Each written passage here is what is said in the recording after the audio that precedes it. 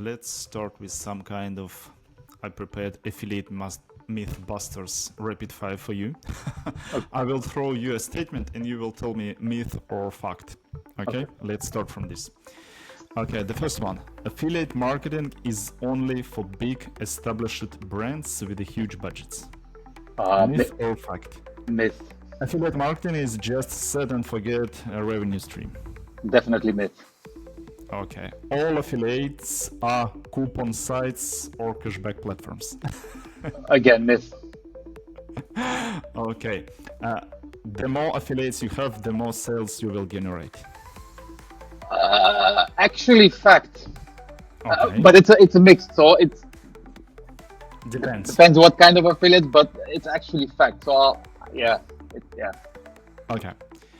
Paying high commission rates is the only way to attract top affiliates. Myth. Okay. Affiliate relationships should be treated as partnership, not just transactions. Fact. Okay. Affiliate programs can damage your brand perception if it's unmanaged. Definitely fact. Okay. Affiliate marketing can become a top acquisition channel. Depends, but I want to say half myth, half fact. Okay, got it.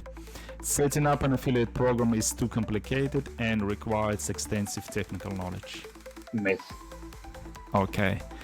And the last one, if affiliates are not performing, it's always their fault.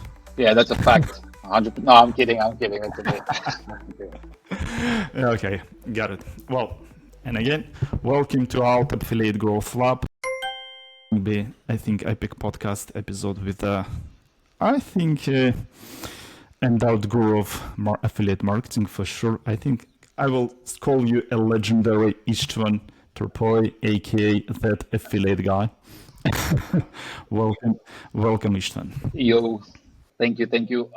Just a quick introduction then, I guess. So Istvan, that affiliate guy, been in the industry for 10 years approximately. Always worked agency side, and funnily enough, I left an agency to start freelancing and then opened my own agency, but specialized in affiliate marketing specifically because I know that we can do things better. So that's what we try to achieve: incremental, sustainable, long-term growth. As I know, you are brands. working mostly with e-commerce brands, right? Yes, e-commerce and some financial products. Why you decided to focus on these particular two niches? I've given this answer quite a few times in the last, I think, 12 months or something. People have been asking that, and the simple answer is because you can optimize a lot more within e-commerce. So the opportunity to grow and attract a bunch of different types of affiliates and literally optimize the way that they promote things. So let's just use it as an example. An e-commerce store, you can work with product feeds, but a SaaS platform, they don't have a product feed. So there's only like a flat product you can push, right? So that's just one example, but that would be... Okay, got it. Well, let's move to our core of today's discussion, beyond the launch, mastering the art of managing an affiliate program. Well, let's kind of unpack the last one from a rapid fire. What are the most common mistakes brands make after launching affiliate program? That's actually a very extensive question. You're inviting me to sit here and talk for like half an hour just answering one question. But... Top 5. No, I'm kidding. I'll stick to like top 3, top 4 just to keep it what's it called, compressed. Basically, actually, it was one of the myths as well that you mentioned, which is forget about basically the onboarded affiliates. So set and forget. I think that's one of the biggest problems. It's a super cliche expression. Everybody writes about it. Everybody says it. At least the experienced people do. But it's very, very true. So once you launch an affiliate program, people just tend to let it run and then never look back at what they onboarded and even forget to like onboard things consistently as well. So I think that's one of like literally one of the biggest problems. Never look back at what you after launching. Okay. Then you have. Let me clarify one thing. Could you provide maybe some kind of example of a good onboarding? Like just simple. What does it mean? Don't forget to onboard your affiliates, because a lot of people, they have some kind of triggers if they use a platform. But what does it mean, a good onboarding process? Okay, I guess two parts to that answer. One is, I guess, a lot. I think most programs don't even really do this, to be honest. I'll be honest as well that we don't use it in all programs either. But that's because we have a different approach. So when we onboard an affiliate, what you can do is you can send out, depending on the platform. So not all platforms have this, but mostly they should. Is you send out an automated message, so like a welcome message to the affiliates. And basically, I wrote about this actually as well, like an onboarding flow that you can create. Um, you send out a welcome message, hey, welcome to the program. If you need help, or here are the creatives, these are the conditions. Feel free to reach out if you need something from us. If nobody replies to that message, then you should start either doing like manual outreach because you need to contact the people. You want to know that they're actually active and that they care. But the ones that do reply, you know that they are active, and then you can have your continued flows basically. And then you have your automated flows of sending them information, onboarding guides, brand books. So if they need to create Okay. visuals, stuff like that. So basically helping them on the way, giving them like a little explanation of how the platform works, just in case it's a new affiliate that has never created an account on the network, and basically explain to them where to find things, how to click, what to do, what to look Okay. for, things Good. like that. The way we approach it is basically we reach out already to people that when onboarding them. So either when we invite them or when they apply, we tend to send out. We kind of don't really, or some programs, yes, the welcome message, but we also send just a normal personalized message as well. Because we know who we are inviting. So I guess to the invitations part, so the ones that we approve, there's the automated message, but the ones that we manually invite and we reach out, hey, do you want to join? We have this new program that we're managing, blah, blah, blah. We know already who they are. So we start that initial flow already with them. So that's, in my opinion, how I guess the onboarding starts. And then once they've onboarded, so that's the biggest problem is people don't like reach out to them anymore. So they just let them run. They don't ask them, what are you actually doing? Do you need anything? They don't look at the performance statistics, stuff like that. So that's actually one of the other points, the answers to the initial question that you just asked is they don't look at performance shifts per affiliate. So there are a lot of brands that I know, like you go in and you say, hey, okay, what are your top performers actually doing? And they don't know. And then it turns out that half of them are like doing fraudulent stuff. They're misrepresenting the brand, well, things like this. So it's the communication once they're active to see how you can optimize things. So we have calls.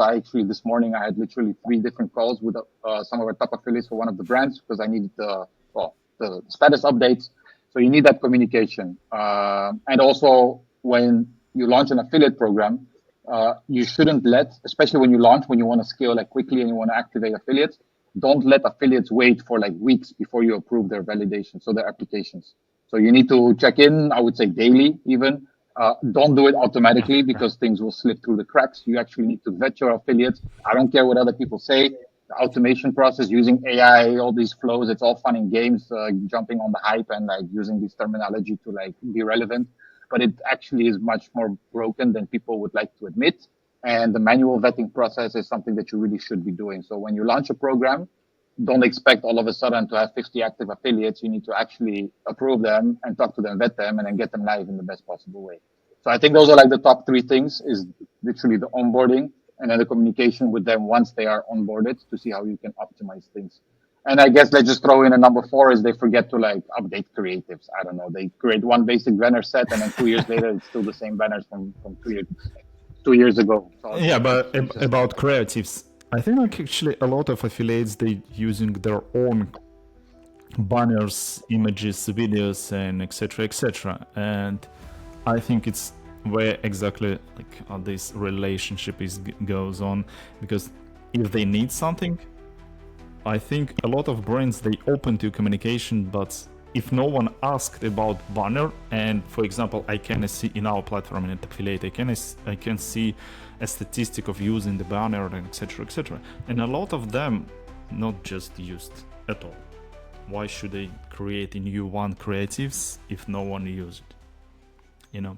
great. So it depends. It's funny actually. We had this as well on LinkedIn a while back. You basically have 2 types of affiliates. Ones are, let's say, the media buyers. Those guys are crazy. They know what kind of banners they want to use. You're right. They don't like the banners that companies provide, because companies have their own, Yeah. what I like to say, rigid creation process, and they always do it in a certain format and things like this because that's how they like to do it. In that case, provide a brand book with brand guidelines and like fonts and everything, so that at least the affiliates know what to use and what not to use, which colors to use, which type of, let's say, wording to use. But then let them have them the creative freedom to do so. So a lot of brands don't even provide brand books. They don't. Then you have the second type of affiliates, is the ones that are not that experienced and they basically do use the brand. So again, from an e-commerce perspective, we've Mhm. literally seen both streams, but that's why you should always have a default set for Yeah. mobile and for desktop for formats, and basically update them, refresh them. So for the affiliates that don't create their own because they don't have time, because they don't really do media buying, so they don't need to do creative Yeah. and Yeah. Yeah. what's called angle testing. Sorry, yeah, creative testing. Um, and then also have the brand book and guidelines for the ones that do want to create it. And all you have to do is just quickly preview, approve. Okay, cool. Go use these visuals. Also, by the way, approve them like quick. Don't let them wait like 3 days to get an approval on the visuals. Do it within the same day, preferably within a few hours, so that they can immediately go and like test stuff out. So that's, I would say, you need to have that split, because not all affiliates want to create their own, and not all Yeah. affiliates want Yeah. to use It's yours. in one of our episodes of our podcast, one of your colleague once said, when you start thinking about how to bring more money to your affiliate, you will earn much more money from it. Like if you start thinking, okay, I need to approve Yeah. them as soon as possible, I need to provide them whatever they need just to promote the brand, it's more like you, the faster you will get the revenue back. Definitely. Agreed. Okay, let's get to the second point. And actually, it's kind of related to motivation, affiliates, and etc. How do you keep affiliates consistently motivated to promote a brand? Because especially after initial launch, sometimes hypes is just dies down, and a lot of affiliates they just be there and then like disappeared. Okay, again, this is from different perspectives. So we have brands that, well, they don't die out because it's like an Yeah. always on brand. So they always, I'll just use one of the brands as like a health and beauty brand. Everybody always needs creams. Everybody always needs like makeup. Everybody always needs just stuff like this. So it can't really die down, right? So the hype won't die down. You just well, need to get more people on board and basically do your optimizations. But I don't think those things really Mm. die down.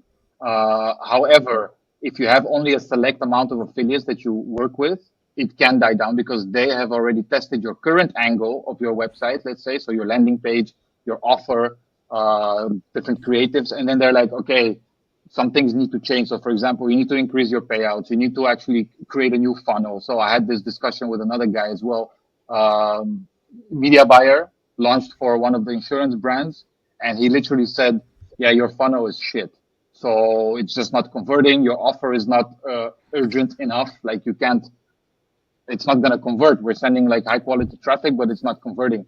So then he lost interest. So yes, he did have die down. And what do you do then in that situation? Obviously, communication. You need to do that in any single case. But even when guys give you that feedback, and they're experienced players, by the way, they know what they're doing. They give you feedback and they say, okay, but you need to create a new funnel. You need to do this. You need to do that. You as a brand should listen to those things and try to facilitate them if it fits, well, let's say in your mentality of this is how we want to present the brand. If you really want to drive revenue, Ah, don't be stingy and like just actually listen to those guys because you're trying to grow your business. If you really want to stick to like profitability, you want to stick to, like we had this again, we had this literal situation. The brand doesn't want certain things for their brand. They don't want to follow the footsteps of certain competitors because their competitors are focused yeah. on throwing money at the game, just trying to get market share. But this brand is trying to grow in a healthy, profitable way, and they're thinking more about the long term. So they will grow and they are growing, but it takes much longer. So then you also have to kind of, well, respect that situation and say, all right, we can't get around this. We cannot get a different offer specifically for these guys. We can't get a new funnel because you don't have the resources to create these funnels or whatever, or you don't want to. Then we have to kind of close it down, and then you have to move on to other affiliate types because then you can't keep using those guys because they're just not Yeah. going to do it Yeah. with Yeah. your Yeah. current standards. So Because you either as a brand have to change your offer standards and things. So increasing the CPA like times two, times three, it won't save the offer basically. No matter how much you pay them, you'd have to overpay them and basically lose as a brand to actually make it profitable enough for them to keep running traffic. But then what's the whole point of doing this? Like there's no point in doing it. So to answer the question, basically communication. How do you keep the motivation going for to promote your brand? Communication, definitely. Because once affiliates they lose touch with you, they don't communicate. They will focus on the brands that they do communicate with because they can make better deals with them. They can get, let's say, they can test new angles, landing pages, stuff like that. So if you have that communication, it's really cliche again as well. But the better relationship you have with people, that's why we try to do that from the start, from the onboarding phase.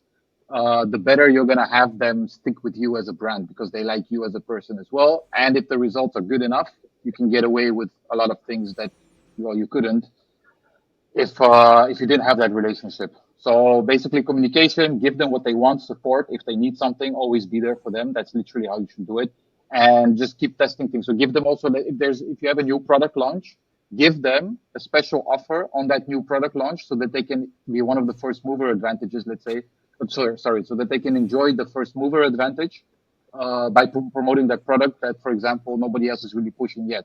So make them feel like they're actually like a real partner and you're giving them something unique to work with as well.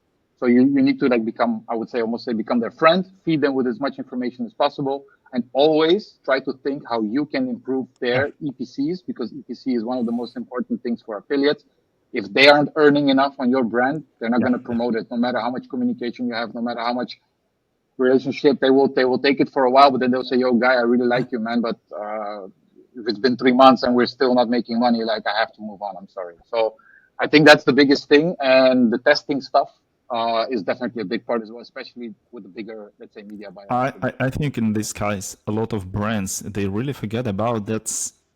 A lot of affiliates, they kind of professionals in their area. And they much more Yeah. professional in their area than your marketing team. That's actually a very good point. So we also have brands that say uh, one of the things. So for example, you tell the brand, but we can also use Google Shopping affiliates. They can do this at a much higher Yeah. ROAS, right? But that's because of the way that you do commission setups and stuff. And they say, oh, how? By stealing our traffic? It's like I don't understand why you're getting emotional about this right away. So they feel attacked, but we're actually saying, but guys, there's a bigger picture to the whole game. So you're focusing on the higher end of the conversion. So the more expensive ones, the more likely to convert. And we can focus on the lower end so we can work together. We're not trying to steal anything from you. And then they don't understand Yeah. how affiliates can do that. And for example, like media buyers, those guys have been doing this for like 10 of your Yeah. competitors over the last years. They know what works, they know what doesn't work. But you, as a internal marketing team, you only focus on one single brand. You only have one company that you're doing things for, so you have a tunnel vision. So yes, 100% agree with that. That happens actually quite a lot, and people they don't either don't understand or they don't want to admit that yes, maybe some affiliates can do it better. Like we had the same situation Yeah. with a comparison site, because they again, so a comparison site they carry more authority in the industry Yeah. because they're Yeah. comparing things, right? So as a consumer, I would say, but they're Yeah. showing me different options. So I'll trust this a little bit more than if a brand Exactly. says Yeah. that they're the Yeah. best, Because right? you're a bit So biased when you see comparison on a brand page. Like, yeah, of course, you're telling me that you are much better than brand number two. exactly, and then they will still go and try to find some comparison somewhere because you said this, okay, cool. Let me double check if other people say it too. So that's also one of the big reasons. Just using comparison as a great example, they will be able to often get better results than you can as a brand But yourself. actually, it's a nice point, a bit off top. But what do you think about this, all these comparison platforms? But right now in AI era, a lot of people they ask about comparison right directly to ChatGPT, Gemini, Claude, etc. Will they lose their traffic? This kind of affiliate I think that's still going to take a very long time. because of So again, authority, it's AI is like a high. because of authority right now. No, no. It's because people actually still search Okay. a lot on Google, and so it's still one of the biggest traffic sources. I don't really people are jumping on the hype train, man. Like Yeah. AI overviews. is Yeah, so that's the first result you see, but people still go down and they still click on other things. They still click sure. on Yeah. ads. They still click on SEO results. It still works. So don't believe what people say. Oh, No, SEO no, is of dead, course not. or It's not. uh, so it's just the AI hype train, man. So honestly, no, the search volumes are still way too big to Sure, ignore them. definitely. Okay, we just talk about affiliates and how to engage them, offer a better offer, and etc. But how do you deal exactly and what you recommend with inactive affiliates? Is it better to remove them? I don't know, or reactivate, or focus on new affiliates? Okay, so I also, again, I can use a real life example from actually a recent situation. One of the team members, he said to me, uh, basically, it was actually after he made a mistake. So he let in an affiliate into the program without really knowing who they are. So he sent me a message and he said, "Hey, I let them in by accident. Can you help out? Do you know these guys? Do you know what they do? Stuff like that." I said, "Well, not really, but you should do this and this." And then basically, I told him you should reach out to them, get some information. And he said, "Yeah, but they're not responding." I said, "Okay, give it two more tries over the course of the next, let's say, 1 or 2 weeks. Then ask the affiliate network to also give it a try to see if they maybe have a contact that we just can't seem to get a hold of." So this was a new affiliate that we typically don't work with. And then basically, eventually, after the network tried, still no response. I said, "Okay, cool.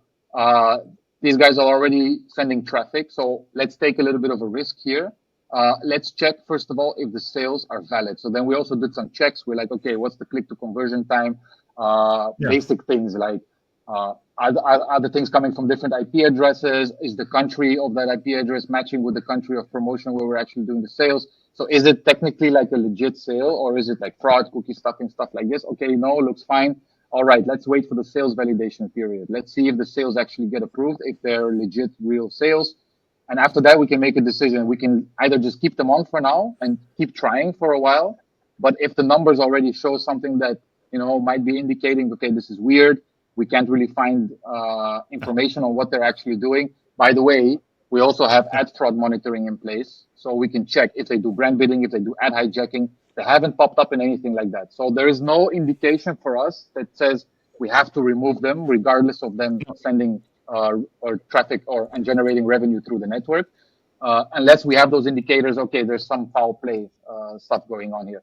So it kind of depends. So all these factors combined, then you can make the decision. Okay, cool. They're not responding, but they're not showing any signs of fraud yet. Let's just give it some time and see what happens. Then, if you do have some signs of fraud, obviously immediately you have to remove them. Don't validate any of their commissions. And if they're not doing, like, let's say, a normal amount of volume of revenue, you could choose to remove them because they're not responsive at all. And then actually quite often they will get back to you if they're legit, by the way. They will come back to you and say, "Hey, I see I've been removed." And then all of a sudden they do want to contact because they're losing yeah, okay, okay. the commissions. So it depends. But in general, I would definitely try to follow up several times. If all the information, what I just mentioned, seems legit, just let them run. I mean, you're not really losing out on anything anyway. And then focus on new affiliates. And I think you should always continue focusing on new affiliates anyway, but don't ignore affiliates after them not responding for once. Maybe somebody's sick, maybe somebody's on holidays, maybe he's gone for a month, maybe. I mean, there could be a bunch of reasons. So don't give up. Give it like a couple of Actually, tries I at have least. a See if real you can case as contact them. well. In our affiliate program, we have kind of the same affiliate. I'll try to reach him out, I don't know, like 5 times. Even stop paying. Not like at all. I approved conversions because they approved, but not sending the money, just he to contact me in zero. And zero, they still Okay. send in the traffic and sales, not just traffic, sales. They bring customers and not contacting me at all, just at all. It's kind of But I mean, honestly, so that's a pretty good tactic. I haven't really used that unless there was some reason to actually withhold. I have never had to go that far. Let's just put it that way. So I think that's that's actually not a no. bad tactic to It's do. like And I'm not generally, scamming they on would them. they I'm just waiting when they contact me, or if they are not in a month or so on, of course I will pay him. It's like Why not? Yeah. No, I Yeah, understand. You're just trying to get the reaction. Otherwise, yeah, I completely understand. But yeah, I don't know. Some people just don't want to get a hold, like they don't want to communicate. We typically don't activate affiliates that we don't get a hold of. So that's just our approach. So if we can't get a hold, like, I'm sorry, dude, but we're gonna cut you off. Like, we need to know who's actually promoting us and makes sense. how you're Makes doing sense. things, right? So even what I just said, like looking up the information, I literally told the guy, I said, okay, you know what? We'll wait for the first round of validations, but I do think that, well, we should consider actually just stopping this because we need to know who we're working with. Like, we just need to know. So I'm trying to give them Yeah, the yeah, benefit makes of the sense. Makes doubt sense. first for a while, but I am already considering the fact, like, no, but this is not our normal way of work. So why are we actually giving the benefit of the doubt? We need to know who's promoting, man. So you need that contact, Yeah, at least in my otherwise they opinion. can just hurt the brand. Well, and again, so I have no indications yet. So we have a bunch of things in place, bunch of checks that we did. Nothing is really telling us that this Yeah. guy is not being legit. Maybe it's just some. So actually, one of the things, there's like an affiliate that he's a crazy shopping Yeah. affiliate, Google Shopping. The guy is Uh-huh. he's a search specialist and he's a developer. So Uh-huh. it's like a golden combination. So he's by himself managing like thousands of programs. That's crazy. So he's created his own ecosystem of doing this. This guy will never like go on LinkedIn. This guy will never like write anything public because he just wants to stay in the background. He doesn't want his competition to know about things he's doing. He doesn't want, basically, just Yeah. let me do my magic. You need to have some direct contact. Cool. I'll give you the information that you need. He even provided some real data from Google Ads after I insisted, and I told him, yo, listen, but I'm not here to destroy your margins. I'm here just to try and understand if everything's legit. Do we need to maybe exclude a few products? Mhm. So I tried to build that rapport with him. So he was even willing to go that far to give me that information. But to the public, he's not going to do it. He just wants to stay off the face of the earth, basically. So that's also something that you have to deal with sometimes with these guys. But again, in my opinion, everybody, if you're managing the program and you reach out to the affiliate, they should like talk to you, man. Like, I think it's normal human decency, and we just need to know who we are. Like, Yeah. Yeah. who am I actually working with? So yeah, I don't Agree. know, man. Agree. Totally agree. Okay. You mentioned few times metrics, performance, and so on. Let's jump to the next question. What are the key metrics to track and measure affiliate program? Oh my God. Okay. I will clarify it a bit. For marketers and business owners who are not so familiar with affiliate, they just started their program, and what top 3-5 metrics they should look up to? Okay, so I think there's going to be a lot of people that give a different answer to this, but in my opinion, like, revenue is it's one of the metrics that you should be looking at, but it's not the main metric you should be looking at. So I'll use the example. Recently, we've been saying no to a lot of extra deals that the brand is asking, like Yeah. 3,000 to do like the package of promotion, and then they also want a bunch of like discount on the products, free shipping, stuff like that. And then I literally created the deal profitability calculator because of this situation, and I wanted to help my team because I can do this pretty quickly myself. But I said, okay, how can I actually help my team do this fast as well? So I created the calculator, and then it turns out if we put this in the calculator and we can put all this information together, it's going to be a heavy loss deal. So even though we can generate a lot of revenue with this deal, it doesn't mean that the brand is going to be profitable. So then what's the point of doing this kind of deal? So revenue for me is definitely not a main metric. It's one of the metrics to see if, okay, cool, are they actually generating money? Yes or no? Then you should look at profitability. So I'll use two scenarios. Uh-huh. One, CPS, so cost per sale, a variable percentage on depending on the order value. So if let's say, let's easy calculation, 10% CPS. So you pay 10% of the order value, excluding shipping costs and excluding VAT. You pay them 10%.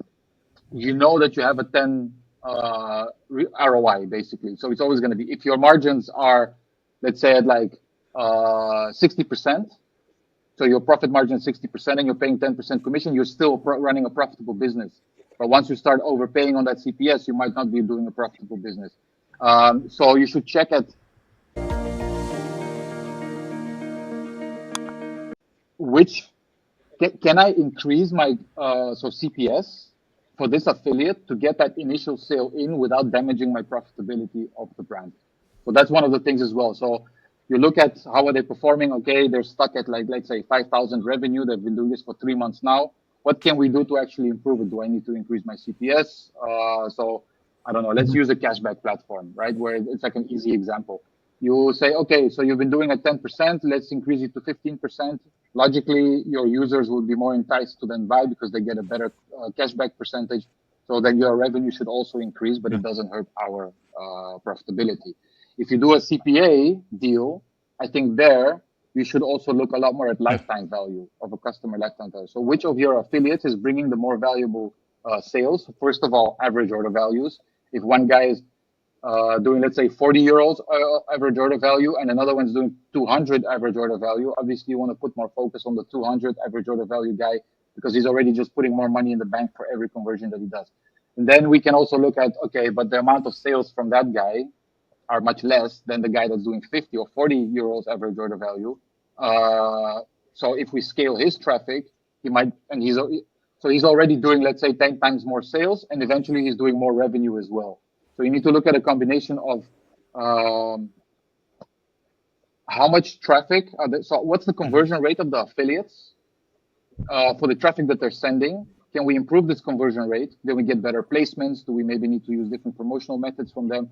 Do we need to increase the CPS without damaging our profitability? But with CPA, you need to look more at lifetime value because you're paying a fixed amount. And like in the US, brands are crazy. Like the price of the consumer, they Mhm. pay like $60, but then the CPA is like $100. So they're willing to invest more on that initial sale. They're losing on the initial sale, which you don't have with CPS constructions, but they are making much more later down the funnel. We're doing upsells and things like this or repeat purchases. So this is the kind of information you need to look at depending on the payout model that you have for your program. Mhm. So traffic volumes, can we get more traffic from these guys? Conversion rates, how well are they converting? What are they doing right now? Can we improve the conversion rate? Do we need something?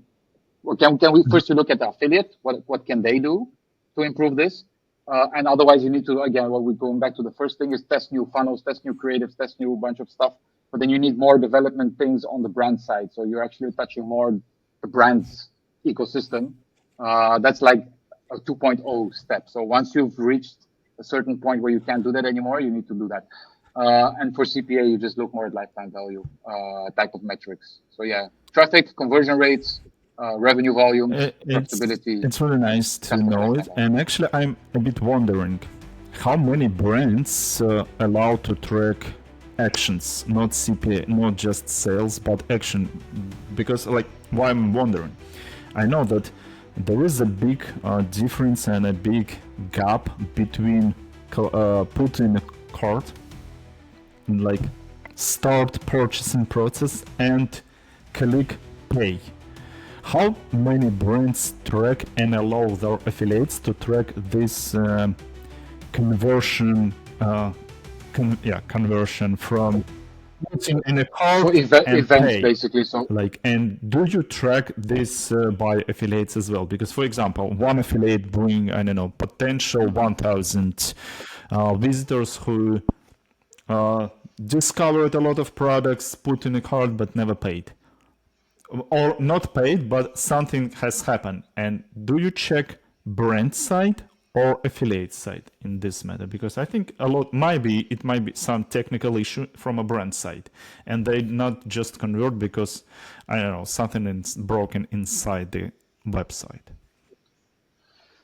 no, I think that's actually a pretty good question. Not a But to lot. be honest, like me, very little, very little. So media buyers, good media buyers, they will ask for events. So they want like start. So let's say homepage Yeah. visit or like let's say page visit, start of the funnel, completion of the let's say so start of the quiz, finish of the quiz, receive quote, let's say like an insurance or whatever, start checkout, and then actually the checkout. So Yeah. that's going to be your final conversion. Um, no, so most brands they don't do that actually. The serious ones. So I guess actually in Europe I have seen this Mhm. very little, like very little. In the US campaigns though, so there's a lot of brands in the US. They understand that they can create scale and volume by running media buying, but they also know that good media buyers will ask for this information, so they will set those Uh-huh. let's say, conversion points up. Generally, they don't pay for those events, but it's more used to trigger the meta, let's say meta, to trigger the guys doing the media buying to optimize. So they see, so this kind of traffic is triggering a lot of initiate checkouts. This traffic is not generating initiate checkouts. So then they can focus more on that side of the traffic. So it's more for optimization purposes to try and eventually get that conversion, because affiliate is about generating sales, right? It's about the actual performance, the actual cold hard sales, demo requests, I don't know, stuff like that, trials, leads. So basically sign up of a form, make an appointment, stuff like this. They want that. That's what they want to pay for. So it's like an inherent ideology of affiliate marketing. I don't think I've ever really seen, maybe with the exception of like once or twice in the last years, where a brand actually pays for, like, let's say, initiate checkout events. Like they, because they can't really, like, they're paying, but then if you as a brand don't have like good follow-up, so imagine initiate checkout, you already left your email address somewhere in the funnel. So the brand actually already has Yeah. your email address and they can do some follow-ups to try and Yeah. convert you anyway. But this happens way too little from a payout perspective, in my opinion. So us personally, we don't really look at that stuff, but we do use that information sometimes to send to media buyers so they can optimize the Okay, traffic. got it. Well, because our main core topic today is mastering the art of managing, I have a next question related to managing. Can you share a real world example where a brand went from plateau to growth through better affiliate program management? Okay, but this is going to be a very, I knew this was coming, man. This is a very Yeah. simple approach. But again, going back to one of the myths from before, basically, so yes, real life example. It's one of those health and beauty brands. I've been doing this now for like 3.5 years almost, managing that stuff. Started at like 1.2 million in revenue. Dropped in the first couple of months because we removed a lot of coupon sites and stuff like this. Dropped a little bit, and now we're like almost at 7 million revenue per year. So that took us like 3 years to do with the right affiliates. But last year, I think it was in March, the clients or the brand, they said, you know what, you're running a very profitable channel. Your target is 13 ROAS, which is quite high actually, if you compare it to any other paid media thing. 13 ROAS. You know what? Go to 18. So then I was like, okay, dude, we were hovering around, let's say, Yeah. the 20 mark approximately. And so we went down from, I think, 26 ROAS. So we needed to, like in Google Pay, like in Google Search, you also do, the more money you put into the system, eventually the lower your ROAS will become because you're scaling for volume, right? So that's the same thing that happened here. The more we scale, the more we optimize relationships, the more we made better deals and things like this to get more revenue in. Our ROAS dropped from 26 to about 20. Then they gave us the new target, and I said, okay, fine, let's see how that goes. And then I think a couple months later, we were stuck at around 17 and a half ROAS. So for 2 months straight, 17 and a half. And I said to them, guys, we've reached a point where we can't actually scale any more of the revenue right now. I think we had like 72 or 78 active affiliates that were sending sales. I said, we can't do it with this current target. We cannot Yeah. actually grow the revenue anymore without hurting the ROAS. So then I was sitting and thinking, and I don't know why it took me like a week to realize this, but eventually I thought, but wait, how about we just activate new affiliates on the default commissions and see how far we can get with there, and then go optimize from there again. So then we create again, so extra space in the ROAS. So I did that. And then I think about like 2 months later, we were back at like almost like 19 and a half ROAS, something like this. And because we added a bunch of new affiliates that were driving the default commission sales. So you cleared yourself that room for the ROAS. And now you were above the target, and the growth continued again. So that's why, going back to one of the myths is basically, the more affiliates you add, but it Yeah. has to be the right affiliates, not some crappy, low quality, fraudulent affiliates, obviously. The more you add, the more revenue you will start to generate. Not everybody's going to do the same volumes. Not everybody's going to do it as fast. But that's the beauty of affiliate. versus, let's say, Google search. Google search, you rely on intent traffic. So if you only have 10,000 search volume on a certain keyword, you can't magically Yeah, make that yeah, into 20,000 because there's only 10,000 people looking for that per month. So you rely on the trend and whatever happens in that ecosystem of Google. But affiliate, the more reach you create by adding more and more platforms, the more brand visibility you get. Logically, you also will increase your yeah, revenue yeah. that comes from Agree, that. agree. So that's just a real life example of something very simple, but yes, that's. I don't believe there is actually plateaus, man. So actually, let me give you another one.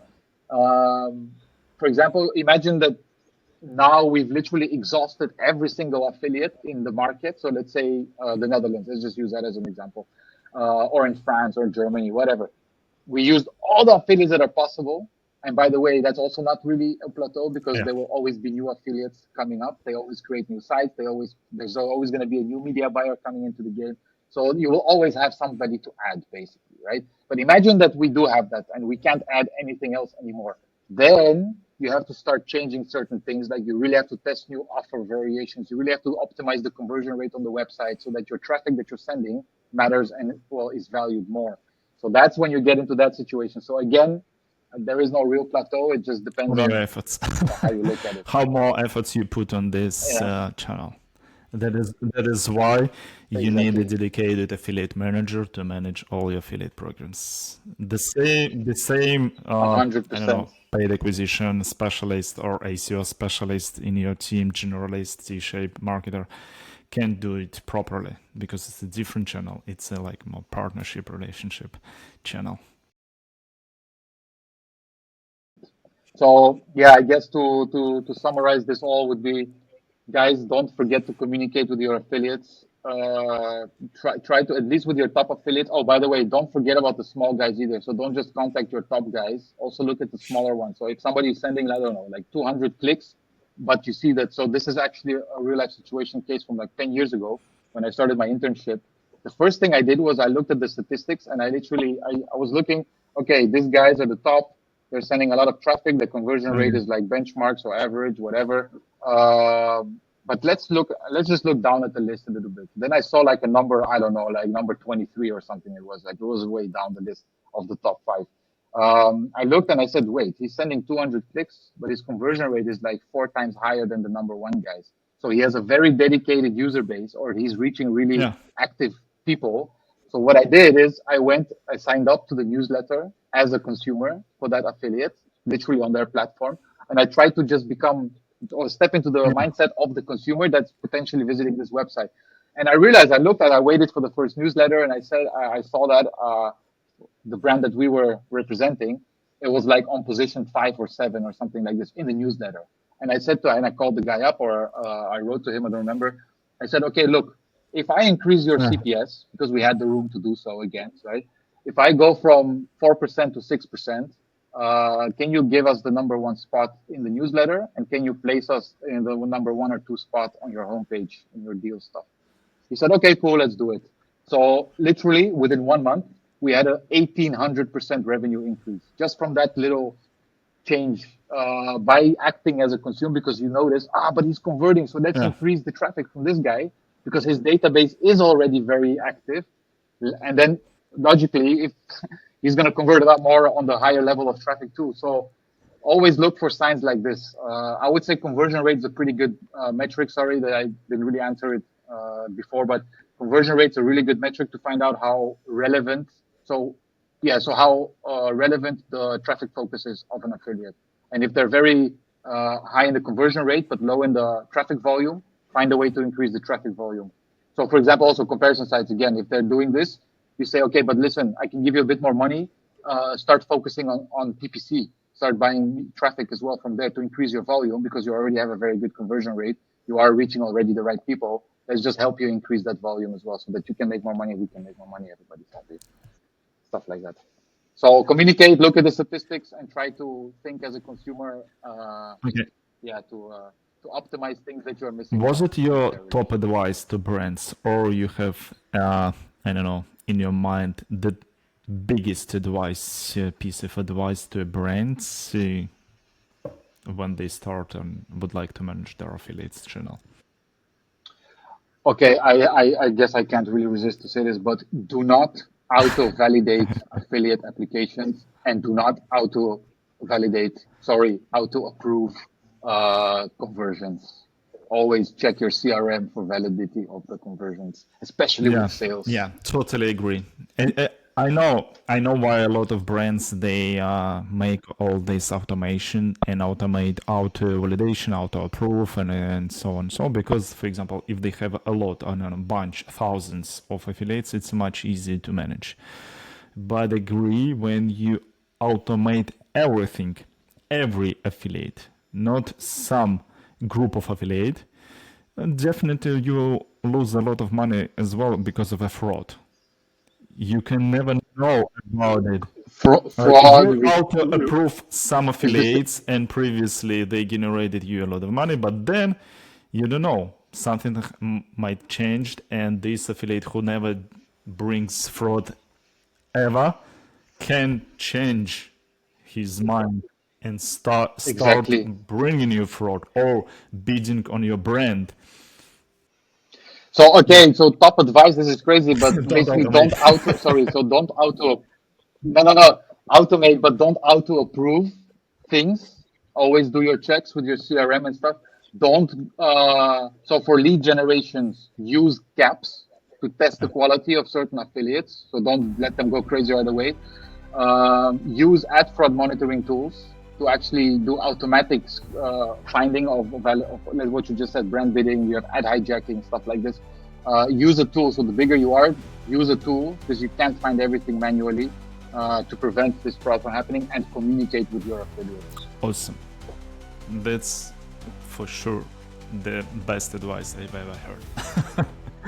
Well, for brands, It's for four brands in for one, sure. but Like, especially, I'm a representative for of brands, yeah. affiliate management platform, and we have all these automations. And I think not automate everyone, but just create groups and automate them. Okay, automate those affiliates who you trust, and not all everyone. But for sure, from time Uh, to time, that's also still flag them. risky though. Exactly, exactly, Yeah. exactly. Okay.